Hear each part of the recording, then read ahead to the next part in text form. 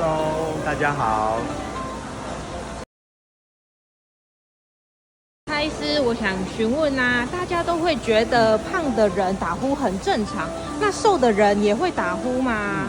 是啊，其实瘦的人也有打呼的问题啊，不少瘦的人会打呼。那常见的3种原因呢，包括第一，骨架异常，虽然他很瘦，没有很多脂肪，但他可能下巴后缩，空间狭窄，对呼吸道容易阻塞。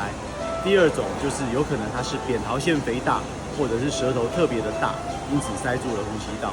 第3个问题就是常见的鼻中隔弯曲，或者是鼻子过敏、肥厚性鼻炎，鼻子不通需要张口呼吸，这样就会造成他虽然不胖，但是打鼾也可能十分严重。